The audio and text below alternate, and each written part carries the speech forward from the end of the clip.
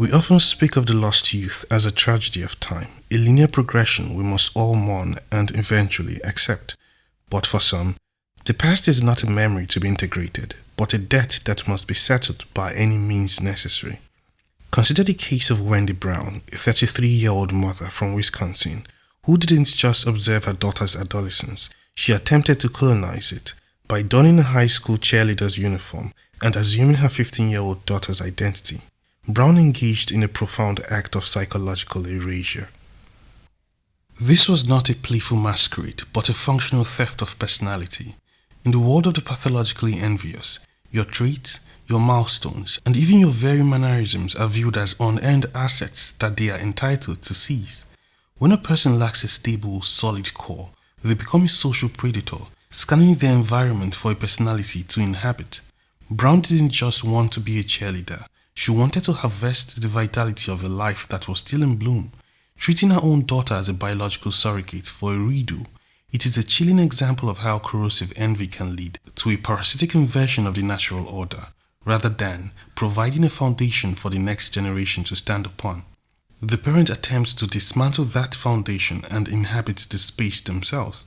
When the pain of one's own perceived failures becomes intolerable, the envied life of the victim becomes a target for consumption, a desperate, delusional attempt to hit the reset button by cannibalizing the identity of the very person they were tasked to protect. It forces us to confront a disturbing psychological reality that, for some, love is not about connection, but about the total displacement of the other.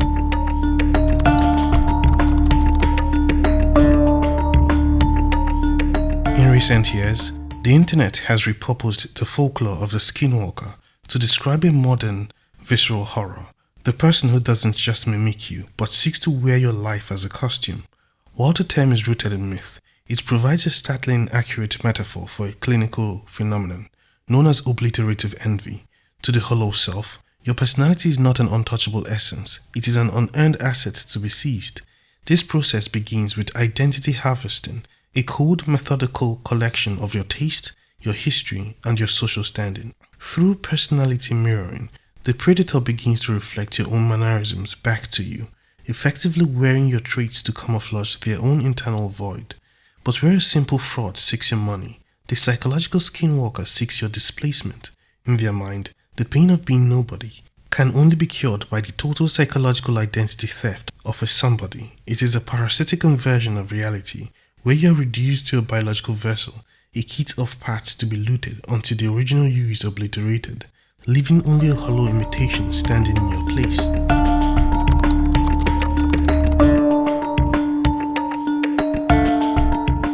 Noticing the signs of a personality thief requires us to look past the initial glow of being deeply understood and instead examine the static behind the signal. Typically, the first red flag is an uncanny accelerated intimacy, a phenomenon where the predator reflects your most niche interests and core values with a precision that feels more like a recording than a conversation. You may notice micro-mimicry, the subtle adoption of your unique inflections, your specific vocabulary, or even your physical posture during a single interaction. But the most chilling indicator is the absence of a consistent history. When you probe the skinwalker for their own origins, their narrative often feels fragmented, borrowed, or suspiciously similar to your own. In the world of the hollow self, there is no them to offer, only a series of curated masks designed to mirror your light while they work to extinguish it. This is not the organic bonding of two individuals, but a predatory reconnaissance where every detail you share is being indexed as a component for your eventual replacement. As the theft matures, the predator moves from private mimicry to a public rebranding, often attempting to outpace you in your own life. You may discover they have introduced your favorite niche hobby to your social circle, or shared your deeply personal anecdotes as their own, effectively staking a claim on your identity before you have the chance to express it. This is a deliberate tactical maneuver designed to gaslight the victim by presenting the stolen traits to an audience first. The predator creates a reality where you appear to be the imitator should you ever try to reclaim your original self.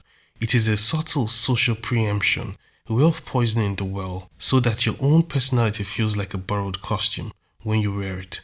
When you see someone broadcasting your internal world with a performative intensity you never felt the need to display, you are witnessing the skinwalker attempting to finalize the transfer, moving from the shadows of imitation into the light of total displacement.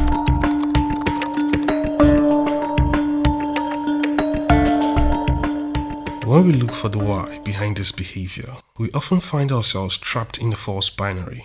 Is this a result of a broken childhood, or is the person simply born bad?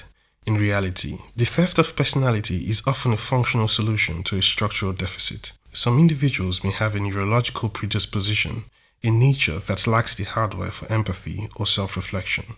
When this void is combined with an upbringing that fails to mirror the child's burgeoning self, the result is a person who reaches adulthood without a central core. To such a person, you are not a fellow human being with a right to your own essence. You are a library of useful parts. They observe your traits not to admire them, but to index them for future use. This isn't just a reaction to trauma, it is a predatory strategy for navigating a world they feel unequipped to handle as themselves. By harvesting your mannerisms, they are essentially skinwalking, installing a stolen operating system over a blank hard drive. They don't seek to relate to you, they seek to utilize you as a template. It is a parasitic bypass of the difficult work of self-construction, opting instead for a shortcut that requires the psychological liquidation of everyone they encounter.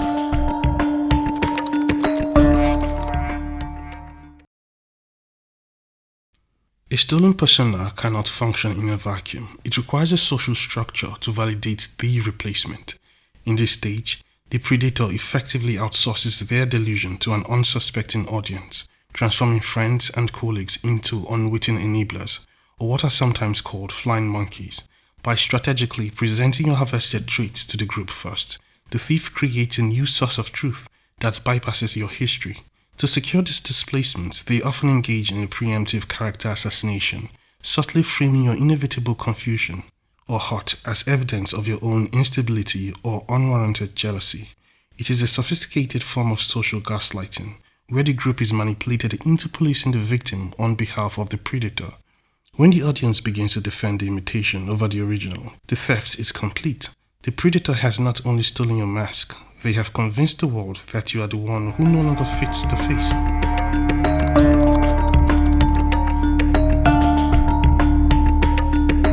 When a personality thief is confronted with the reality of their mimicry, they rarely retreat. Instead, they deploy a tactical maneuver known as projective identification. By accusing the victim of the very theft they themselves are committing, the predator effectively flips the script, forcing the original owner of the traits into a defensive posture. This is a calculated use of DARVO, deny, attack, and reverse victim and offender, designed to muddy the waters of objective reality. By being the first to cry foul in a public or social setting, the thief stakes a claim on the victim's identity, framing the victim's attempts to reclaim their own self as an act of desperate imitation. It is a psychological stalemate where the truth is sacrificed for the sake of the thief's survival. If they can make your authentic self look like a counterfeit, they successfully own the original.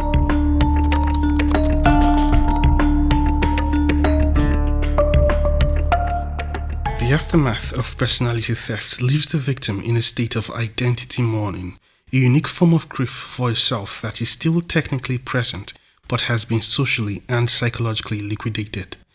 When you witness your own internal world, your cadence, your stories, and your very essence being worn as a performative costume by another, the trauma is not just one of theft but of ontological insecurity. It is a sensation of being overwritten, as if your life has been treated as a set of open source files for a stranger to edit and publish as their own. This experience often triggers a profound loss of uniqueness, where the traits that once grounded your sense of self now feel contaminated or even stolen when you attempt to use them. In the eyes of the predator, you have been effectively murdered in the social sphere, reduced to a ghost watching a stranger inhabit your home, your relationships, and your very skin. Reclaiming the self from this wreckage requires more than just distance. It requires the painful realization that while they can mimic the worth of your personality, they will never possess the worth that created it.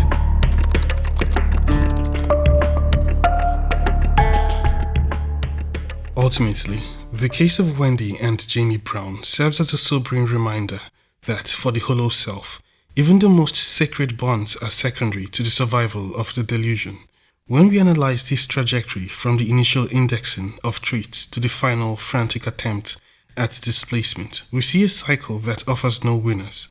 The daughter is left to mourn a mother who viewed her as a biological blueprint rather than a person, while the mother is left in a prison of her own making, still haunted by the internal void she tried so desperately to fill with a stolen cheerleading uniform. It reveals a chilling fundamental truth. You cannot cure a structural deficit by looting the lives of others. A persona constructed from wreckage of another's identity is not a second chance. It is a psychological tomb, a static imitation of life that lacks the one thing that makes existence meaningful, the messy, unscripted integrity of being one's self. To recognize these patterns is to begin the difficult work of protecting our boundaries, ensuring that our lives remain our own and that our soul is never treated as a resource to be harvested by those who refuse to do the work of becoming whole.